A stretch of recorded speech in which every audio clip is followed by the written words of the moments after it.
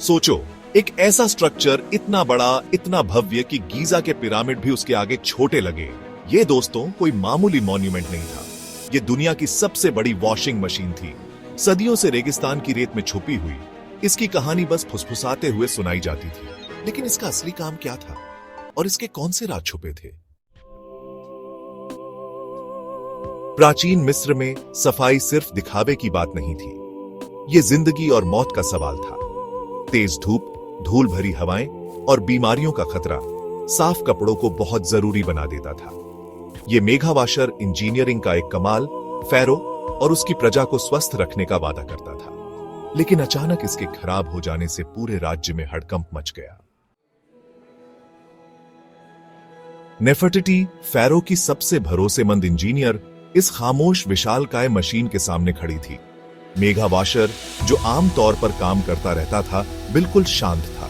एक जरूरी कॉग गायब था, बिना कोई निशान छोड़े। इसके बिना मशीन काम नहीं कर सकती थी।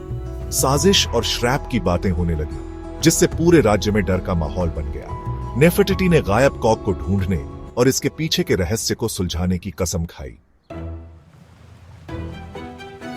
समय कम था। नील नदी में सालाना बार, जो मेघा वाशर को चलाती थी, बस कुछ ही दिन दूर थी।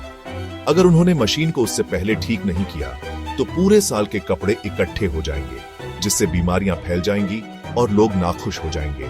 नेफर्टिटी और उसके कुशल कारीगरों की टीम ने दिन रात काम किया, ब्लूप्रिंट देखे, सबूत ढूंढे और हर उस व्यक्ति से पूछताछ की जो मशीन के पास गया था।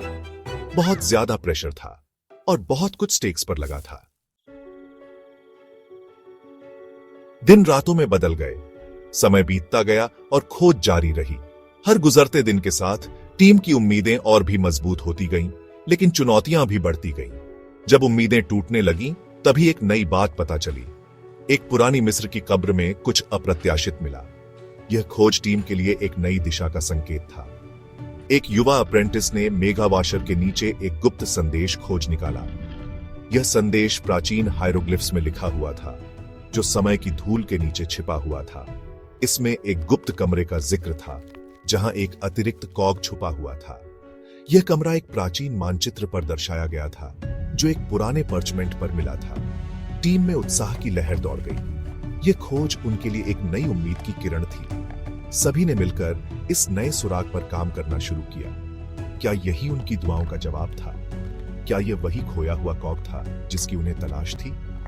टीम के हर सदस्य की आंखों में उम्मीद की चमक थी, लेकिन जैसे ही उन्होंने गुप्त निर्देशों को समझा, उन्हें एहसास हुआ कि यह कमरा रेगिस्तान की रेत के नीचे गहराई में है, जहां केवल सुरंगों के खतरनाक नेटवर्क के माध्यम से ही पहुंचा जा सकता है। यह एक नई चुनौती थी, लेकिन टीम ने हार नहीं मानी। उन्होंने सुरंगों के इस जटिल नेटवर्क को पार करने की योजना बनाई। यह एक जोखिम भरा कदम था, लेकिन टीम ने एकजुट होकर इस चुनौती का सामना करने का निर्णय लिया।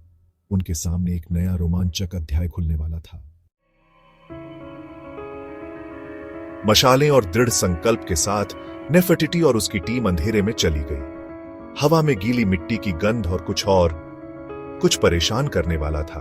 वे आखिरकार उस कमरे में पहुंच गए, लेकिन वह खाली था। सिवाय दीवार पर एक भयानक शिलालेख के कॉग सिर्फ एक व्याकुलता है। असली खतरा कहीं और है। नेफर्टिटी के दिल में एक ठंडा डर समा गया। इसका क्या मतलब था? क्या वे शुरू से ही गलत थे? जवाबों के लिए बेताब, नेफर्टिटी ने थेब्स के ओरेकल की बुद्धिमत्ता की तलाश की। रहस्य में डूबा ओरेकल पहेलियों में बोला, उसे देखो जो पानी से फिरता है, फिर भी उसकी उपस्थिति में फलता फूलता है। कॉग उनके खेल का एक टुकड़ा मात्र है। नेफर्टिटी मेघा वाशर पर लौट आए। उसके दिमाग में ओरेकल के शब्द गूंज रहे थे। यह कौन हो सकता है? पानी से कौन फिरता था, फिर भी उसकी उपस्थिति में फलता फूलता था?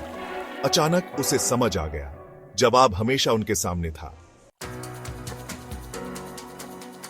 यह मेनेस था, फैरो का अपना सलाहकार, एक ऐसा व्यक्ति जो अपने समय में अत्यधिक प्रभावशाली था।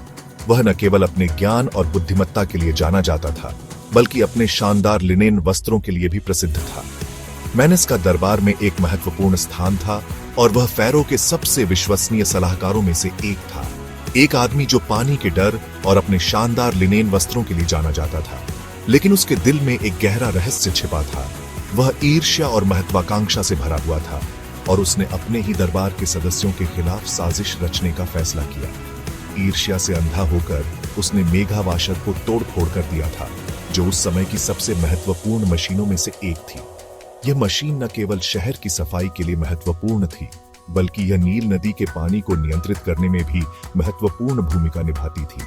नेफर्टिटी को बदनाम करने और खुद के लिए सत्ता हथियाने की उम्मीद में नेफर्टिटी, जो अपनी सुंदरता और बुद्धिमत्ता के लिए जानी जाती थी, मेनेस की प्लानों का मुख्य लक्ष्य बन गई थी।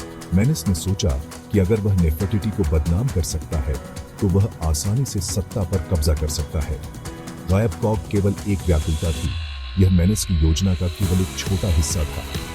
असली योजना कहीं अधिक जटिल और भयावह थी। मेनेस ने यह सुनिश्चित किया कि हर कोई इस छोटे से हिस्से पर ध्यान केंद्रित करे, जबकि वह अपनी असली योजना को अंजाम दे सके। मेनेस की असली योजना कहीं अधिक भयावह थी। उसने नील नदी के फ्लडगेट्स के साथ छेड़छाड़ की थी ताकि वह शहर को बाढ़ में डुबो सके। यह एक विनाशकारी योजना थी जिसका उद्देश्य नेफर्टिटी को दोषी ठहराना और खुद को निर्दोष साबित करना था। उसने फ्लडगेट्स के साथ छेड़छाड़ की थी ताकि नील नदी का पानी शहर में बाढ़ जा सके। यह एक बहुत ही खतरनाक योजना थी जो शहर के लोगों के जीवन को खतरे में डाल सकती थी। मेनेस ने यह सब केवल अपनी महत्वाकांक्षा के लिए किया। शहर पर नील के आउटब्रेक को उजागर करने और इसे मशीन की विफलता पर दोष देने का इरादा किया था। उसने सोचा कि अगर वह इस योजना को सफलतापूर्वक अंजाम दे सकता है तो वह नेफर्टिटी को बदनाम कर सकता है और खुद को एक नायक के रूप में प्रस्तुत कर सकता है। जैसे ही नेफर्टिटी को यह एहसास हुआ, उसने तुरंत कार्रवाई करने का फैसला किया। उसने अपने विश्वास पात्रों को बुलाया और उन्हें मेनेस की योजना के बारे में बताया। नेफर्टिटी जानती थी कि उसे जल्दी से जल्दी कुछ करना होगा, वरना शहर बर्बाद हो जाएगा। जमीन काटने लगा, नील टूट रहा था। नेफर्टिटी और उसके विश्वास पात्रों ने तुरंत फ्लडगेट्स को बंद करने की कोशिश की, लेकिन यह आसान नहीं था। शहर के लोग डर और घबराहट में थे और हर कोई अपनी जान बचाने के लिए भाग रहा था। यह एक ऐसा समय था जब नेफर्टिटी को अपनी बुद्धिमत्ता और साहस का प्रदर्शन करना था। समय समाप्त होने और शहर के आपदा के कगार पर होने के साथ नेफर्टिटी को तेजी से कार्य करना पड़ा। शहर के लोग घबराए हुए थे और हर कोई एक चमत्कार की उम्मीद कर रहा था। उसने बाढ़ के पानी को मोड़ने के लिए मेघावाशर के जटिल तंत्र के अपने ज्ञान का उपयोग करते हुए श्रमिकों को रैली की। यह एक विशाल मशीन थी जिसे उसने खुद डिजाइन किया था और इसे संचालित करने के लिए बहुत कौशल और धैर्य की आवश्यकता थी। लेकिन यह एक जोखिम भरी योजना थी जिसके लिए बलिदान की आवश्यकता थी। नेफर्टिटी ने अपने लोगों को समझाया कि यह एकमात्र तरीका था और उन्होंने उसकी बात मानी। नेफर्टिटी जानती थी कि उसे पीछे रहना होगा और यह सुनिश्चित करना होगा कि योजना काम करे, भले ही इसका मतलब उसकी खुद की मृत्यु हो। उसने अपने परिवार और दोस्तों को अलविदा कहा और अपने कर्तव्य के लिए तैयार हो गई। जैसे ही पानी उसके चारों ओर उमड़ रहा था, नेफर्टिटी ने अपने दिल में साहस और दृढ़ संकल्प को महसूस किया। उसने अपने लोगों के लिए यह बलिदान देने का निर्णय लिया था और वह अपने निर्णय पर अडिग थी। जैसे ही पानी उसके चारों ओर उमड़ रहा था, नेफर्टिटी प्रवाह को पुनर्निर्देशित करने में कामयाब रही। उसने अपने ज्ञान और कौशल का उपयोग करते हुए पानी को सही दिशा में मोड़ दिया, जिससे शहर को बचाया जा सके। नेफर्टिटी प्रवाह को पुनर्निर्देशित करने में कामयाब रही, लेकिन इस प्रक्रिया में खुद को बलिदान कर दिया। उसने अपने लोगों के लिए अपनी जान दे दी और उसकी वीरता को हमेशा याद रखा जाएगा। शहर को बचा लिया, लेकिन इस प्रक्रिया में खुद को बलिदान कर दिया। नेफर्टिटी का बलिदान व्यर्थ नहीं गया और उसके लोगों ने उसकी वीरता को हमेशा याद रखा। मेनेस को पकड़ लिया गया और उसे न्याय के कटघरे में लाया गया, लेकिन जीत कड़वी थी। नेफर्टिटी की मृत्यु ने सभी को गहरा दुख पहुंचाया और मेनेस को उसकी क्रूरता के लिए दंडित किया गया। मेघावाशर बच गया था, लेकिन इसके निर्माता जीनियस शाली नेफर्टिटी चली गई थी। उसकी अनुपस्थिति ने एक खालीपन छोड़ दिया जिसे कोई भी भर नहीं सकता था। हालांकि उसकी कहानी जीवित रही और उसकी वीरता और बलिदान की कहानियां पीढ़ी दर पीढ़ी सुनाई जाती रही। नेफर्टिटी का नाम इतिहास में अमर हो गया। उसके साहस, प्रतिभा और अपने लोगों के प्रति अटूट समर्पण का प्रमाण। नेफर्टिटी की कहानी हमें सिखाती है कि सच्चा नेतृत्व क्या होता है और कैसे एक व्यक्ति का बलिदान पूरे समाज को बचा सकता है।